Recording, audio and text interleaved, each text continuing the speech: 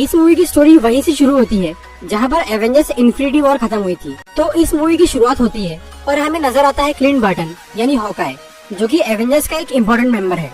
Clint ने कुछ साल पहले एक कानून तोड़ा था जिसकी वजह से उसे हाउस अरेस्ट की सजा मिली थी और क्लिंट को उसके घर पे ही कैद कर दिया गया था। इसीलिए इन्फिनिटी वॉर में हॉकाय बाकी हीरोज की हेल्प नहीं कर पाया था। इधर क्लिंट अपनी फैमिली के साथ था और उधर थैनोस और एवेंजर्स की लड़ाई चालू थी। और जब थैनोस ने सारे इन्फिनिटी स्टोन्स का यूज करके चुटकी बजाई, तब यूनिवर्स की आधी पॉपुलेशन के साथ क्लिंट बार्टन की पूरी फैमिली भी धूल बन गई। पहले तो क्लिंट को ये समझ में ही नहीं आया कि उसकी फैमिली कहाँ गायब हो गई, लेकिन जब उसे सब पता चला तब क्लिंट गुस्से के मारे पागल हो गया और उसने ये कसम खा ली कि अब वो दुनिया के सारे बुरे लोगों को मार देगा, क्योंकि उसे ये लग रहा था कि बहुत से बेकसूर लोग बिना वजह ही धूल बनकर गायब हो गए, जबकि मरना तो बुरे लोगों को चाहिए था। इसीलिए क्लिंट बार्टन अपनी हॉकाय वाली पहचान छोड़कर एक नकाबपोश खूनी यानी रोनिन बन गया और वो अलग अलग देशों में जाकर वहाँ के बुरे लोगों को मारने लगा। इसके बाद हमें दिखता है स्पेस का सीन।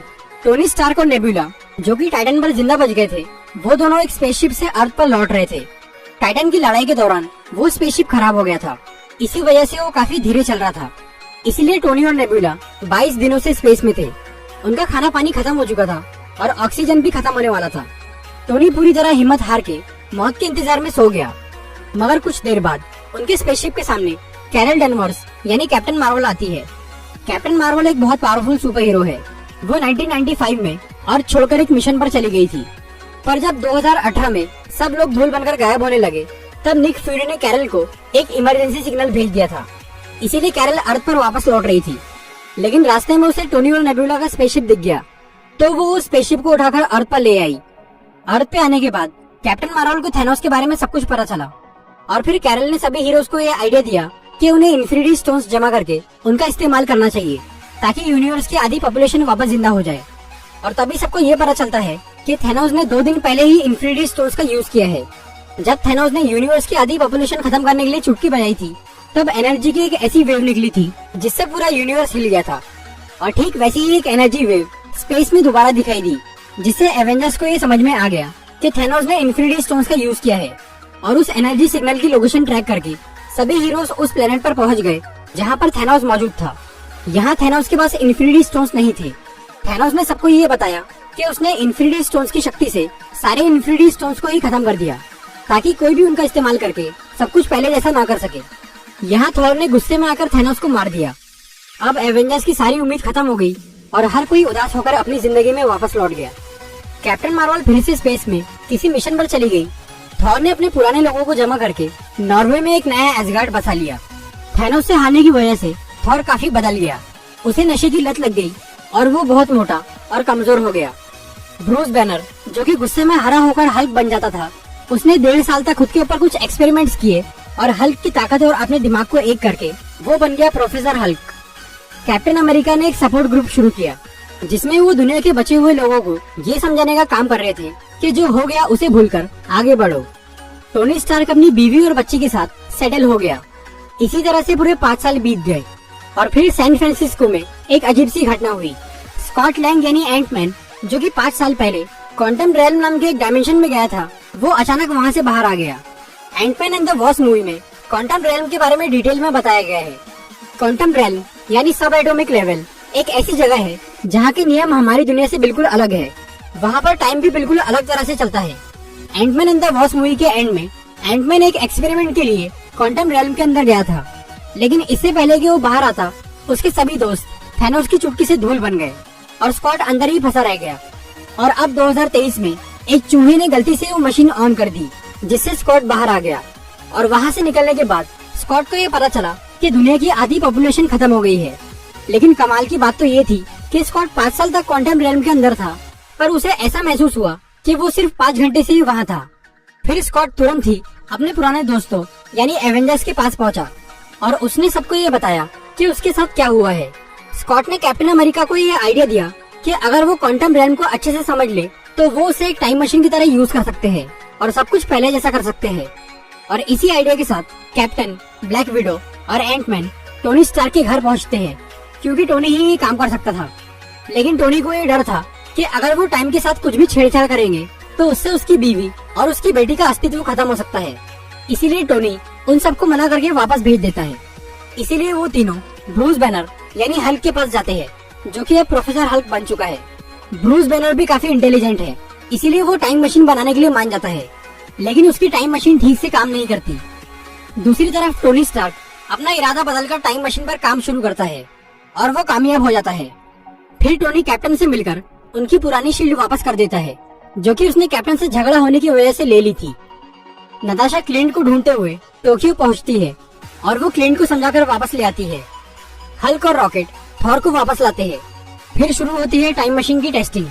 यहाँ कुछ लोग ये सोचते हैं कि अगर टाइम में पीछे जाकर थैनोस को मार दिया जाए या उसे रोक दिया जाए तो सब कुछ अपने आप ठीक हो जाएगा, लेकिन हल्क सबको ये समझाता है कि ऐसा करना पॉसिबल नहीं है, क्योंकि पास्ट में कुछ भी चेंज करने से प्रेजेंट या फ्यूचर पर कोई फर्क नहीं पड़ता, बल्कि उससे एक अल्टरनेट टाइमलाइन बन जाती है और उस टाइमलाइन यानी उस रियलिटी का हमारी रियलिटी से कोई लेन देन नहीं होता। इसीलिए सब ये फैसला करते हैं कि वो पास्ट में जाकर सारे इन्फिनिटी स्टोन्स जमा करेंगे और उन्हें अपने टाइम में लाकर उनका इस्तेमाल करेंगे। सभी हीरोज ग्रुप में डिवाइड होकर अलग अलग टाइम और अलग अलग लोकेशन के लिए निकल पड़ते हैं। Iron man, captain America, Hulk और एंटमैन 2012 के न्यूयॉर्क में जाते हैं, जब लोकी ने चित्तौरी आर्मी के साथ मिलकर अर्थ पे हमला किया था। उस टाइम पर न्यूयॉर्क में 3 इन्फिनिटी स्टोन्स मौजूद थे। टेसेरे क्यूब में स्पेस स्टोन था, सेप्टर के अंदर माइंड स्टोन और आई ऑफ एगामोटो में टाइम स्टोन था। टोनी और स्कॉट टेसेरे क्यूब लेने के लिए जाते हैं, लेकिन वहाँ एक गड़बड़ हो जाती है और लोकी टेसेरे क्यूब लेकर भाग जाता है। दूसरी तरफ कैप्टन अमेरिका कुछ मुश्किलों का सामना करने के बाद सेप्टर यानी माइंड स्टोन हासिल कर लेते हैं। हल्क टाइम स्टोन लेने के लिए सैंक्टम सैंक्टोरम जाता है, लेकिन तब टाइम स्टोन डॉक्टर स्ट्रेंज के पास नहीं था, बल्कि वो उनकी गुरु एंशिएंट वन के पास था। एंशिएंट वन हल्क को ये समझाती है कि अगर वो इन्फिनिटी स्टोन्स को फ्यूचर में लेके जाएंगे तो उससे मल्टीपल टाइमलाइंस बन जाएंगी, जिससे बहुत कुछ बिगड़ सकता है। लेकिन हल्क एंशिएंट वन को ये बोलता है कि इन्फिनिटी स्टोन्स का काम हो जाने के बाद वो उन्हें वापस उसी टाइम और उसी जगह पर रख देंगे, जिससे कोई गड़बड़ नहीं होगी। लेकिन फिर भी एंशिएंट वन टाइम स्टोन देने से मना कर देती है। पर जब हल्क उन्हें ये बताता है कि डॉक्टर स्ट्रेंज ने अपनी मर्जी से थैनोस को टाइम स्टोन दिया था, तो एंशिएंट वन ये समझ जाती है कि ये डॉक्टर स्ट्रेंज की गलती नहीं, बल्कि ये उनका मास्टर प्लान है। इसीलिए वो हल्क को टाइम स्टोन दे देती है। कैप्टन अमेरिका और हल्क ने माइंड स्टोन और टाइम स्टोन तो ले लिया, पर टोनी और स्कॉट को स्पेस स्टोन नहीं मिल पाया। इसीलिए आयरन मैन और कैप्टन 1970 में जाते हैं, जहां टोनी अपने पिता से मिलता है और टेसेरे क्यूब हासिल कर लेता है। इसके साथ ही कैप्टन वहां से एक्स्ट्रा पिम पार्टिकल्स ले लेते हैं, जो कि टाइम ट्रेवल के लिए जरूरी है और उनके पास उसकी कमी थी। थॉर और रॉकेट 2013 के एसगार्ड में जाते हैं रियलिटी स्टोन लेने के लिए। उस वक्त ईथर यानी रियलिटी स्टोन थॉर की गर्लफ्रेंड जेन फॉस्टर की बॉडी में था और जेन एसगार्ड में थी। यहाँ थॉर अपनी माँ से मिलता है और रॉकेट जेन की बॉडी से ईथर निकाल लेता है। थॉर यहाँ से वापस लौटने से पहले अपना पुराना हथियार म्यूनिर अपने पास रख लेता है, ताकि अगर कोई मुसीबत आए तो वो आसानी से उसका सामना कर सके। हॉकाई और ब्लैक विडो 2014 में वॉर्मर प्लेनेट पर जाते हैं सोल स्टोन लेने के लिए। सोल स्टोन हासिल करने के लिए उसकी कुर्बानी देना जरूरी है, जिससे आप बहुत प्यार करते हैं। क्लिंट और नताशा दोनों बहुत अच्छे दोस्त थे। वो दोनों जानते थे कि अगर उनमें से कोई एक कुर्बानी देगा तो दूसरे को सोल स्टोन मिल जाएगा। इसीलिए वो दोनों ही अपनी जान देने के लिए तैयार हो जाते हैं। लेकिन आखिर में ब्लैक विडो अपनी कुर्बानी देती है और हॉकाई को सोल स्टोन मिल जाता है। नेबुला और रोडी 2014 में मोराक प्लेनेट पर जाते हैं पावर स्टोन लेने के लिए। यहाँ पर वो पीटर क्विल यानी स्टार लॉर्ड को बेहोश करके उससे पहले पावर स्टोन ले लेते हैं। रोडी पावर स्टोन लेकर लौट जाता है, लेकिन जब नेबुला वापस लौटने की कोशिश करती है तब एक प्रॉब्लम आ जाती है। नेबुला एक ह्यूमनॉइड है, उसकी बॉडी और उसका दिमाग मशीन से बना है। इसीलिए फ्यूचर की नेबुला और पास्ट की नेबुला का दिमाग किसी तरह से आपस में कनेक्ट हो जाता है और 2014 का थैनोस फ्यूचर वाली नेबुला की मेमोरी स्कैन करके अपना भविष्य जान लेता है और वो नेबुला को पकड़कर उसका टाइम ट्रेवल वाला डिवाइस छीन लेता है।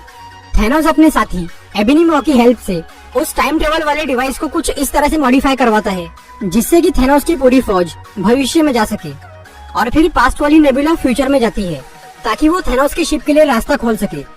इसी दौरान सभी हीरोज सारे इन्फिनिटी स्टोन्स को एक नए गाउंटलेट में फिट करते हैं जिसे आयरन मैन ने बनाया था। हल्क उस गाउंटलेट को पहनने का फैसला करता है क्योंकि उसके रेडिएशन को सिर्फ हल्क ही बर्दाश्त कर सकता था और वो जैसे ही गाउंटलेट पहनता है उसकी हालत खराब होने लगती है। थैनोस बहुत ज्यादा पावरफुल था, इसीलिए वो 6 इन्फिनिटी स्टोन्स की ताकत को संभाल पाया था। लेकिन हल्क थैनोस जितना पावरफुल नहीं है, इसीलिए उसका बुरा हाल हो गया। पर ऐसी हालत में भी उसने चुटकी बजाई और सभी धूल बने हुए लोगों को वापस जिंदा कर दिया। यूनिवर्स की आधी पॉपुलेशन वापस आ गई और सबकी एज अभी भी उतनी ही थी जितनी की 5 साल पहले थी। हल्क बुरी तरह घायल हो चुका था और इससे पहले कि वो संभल पाता तब तक थैनोस और उसकी आर्मी वहां पहुंच चुकी थी और उन्होंने तुरंत ही एवेंजर्स के हेडक्वार्टर पे हमला करके उसे बर्बाद कर दिया। अब थैनोस बहुत गुस्से में आ चुका था और उसने ये फैसला कर लिया कि वो इन्फिनिटी स्टोन से पूरे यूनिवर्स को ही खत्म कर देगा और एक नया यूनिवर्स बनाएगा जहाँ के लोग उसकी पूजा करेंगे। फिर शुरू होती है एक जोरदार लड़ाई। दूसरी तरफ 2014 की गमोरा फ्यूचर की नेबुला का साथ देती है और पास्ट वाली नेबुला मारी जाती है। थैनोस और उसकी आर्मी के सामने सारे हीरोज कमजोर पड़ जाते हैं और फिर उन हीरोज की एंट्री होती है जो कि 5 साल पहले धूल बन गए थे। हल्क के चुटकी बजाने से वो सब जिंदा हो चुके थे। डॉक्टर स्ट्रेंज ने बहुत पहले ही फ्यूचर देख लिया था, इसीलिए वो जानते थे कि आखिरी जंग कहाँ होने वाली है। इसीलिए वो वकांडा की सेना, दुनिया के सारे जादूगर, एसगार्डियंस और सारे हीरोज को लेकर उस जगह पर पहुंच गए और फिर कैप्टन मार्वल भी लड़ाई में साथ देने के लिए वहां आती है। यहाँ पर थैनोस उस नए गॉन्टलेट को हासिल करना चाह रहा था और सभी हीरोज उसे रोकने में लगे हुए थे, लेकिन फिर थैनोस को वो गॉन्टलेट मिल ही गया और तब डॉक्टर स्ट्रेंज ने आयरन मैन को एक इशारा किया जिससे टोनी को ये समझ में आ गया कि यही वो इकलौता मौका है जिसमें थैनोस हारेगा। फिर आयरन मैन ने थैनोस से सारे इन्फिनिटी स्टोन्स छीन लिए और उसने अपने आर्मर से एक नया गॉन्टलेट बनाकर उसमें सारे इन्फिनिटी स्टोन्स लगा दिए और चुटकी बजा दी, जिससे थैनोस और उसकी आर्मी धूल बनकर गायब हो गए। लेकिन चुटकी बजाने से आयरन मैन भी बुरी तरह घायल हो गया और वो मर गया। फिर टोनी स्टार्क का फ्यूनरल होता है जिसमें बहुत सारे लोग आते हैं। इसके बाद थॉर वेलकरी को एसगार्ड की जिम्मेदारी सौंपकर गार्डियंस के साथ स्पेस में चला जाता है। एवेंजर्स ने ये डिसाइड किया था कि इन्फिनिटी स्टोन्स का काम हो जाने के बाद वो उन्हें वापस उसी टाइम और उसी जगह पर रख देंगे जहाँ से उन्हें लिया था। इसीलिए कैप्टन अमेरिका सभी इन्फिनिटी स्टोन्स और थॉर के हथौड़े म्यूनिर को लेकर पास्ट में चले जाते हैं, पर वो वापस नहीं लौटते। वर्ल्ड वॉर 2 के टाइम पर कैप्टन अमेरिका बर्फ में जम गए थे और वो 70 साल बाद होश में आए थे। कैप्टन अपने जमाने में पूरी तरह जी नहीं पाए थे, इसीलिए अब उन्होंने टाइम मशीन का यूज करके पास्ट में रुकने का फैसला कर लिया। कैप्टन ने जब सभी इन्फिनिटी स्टोन्स और म्यूनिर को सही जगह पर रख दिया तब वो 1945 में गए और उन्होंने अपनी गर्लफ्रेंड पैगी कार्टर से शादी कर ली और अपनी पूरी जिंदगी उसके साथ बिताई। लेकिन ये सब एक दूसरी टाइमलाइन यानी दूसरे यूनिवर्स में हुआ और इससे मेन यूनिवर्स पे कोई फर्क नहीं पड़ा। फिर जब कैप्टन बूढ़े हो गए तब वो वापस मेन टाइमलाइन में आए और उन्होंने अपने दोस्त सैम विल्सन को एक नई शील्ड दी ताकि वो कैप्टन अमेरिका बनकर उनकी जगह संभाल सके। तो दोस्तों, ये थी एवेंजर्स एंड गेम की पूरी स्टोरी। अगर आपको ये वीडियो अच्छी लगी हो तो इसे लाइक और शेयर जरूर करिए।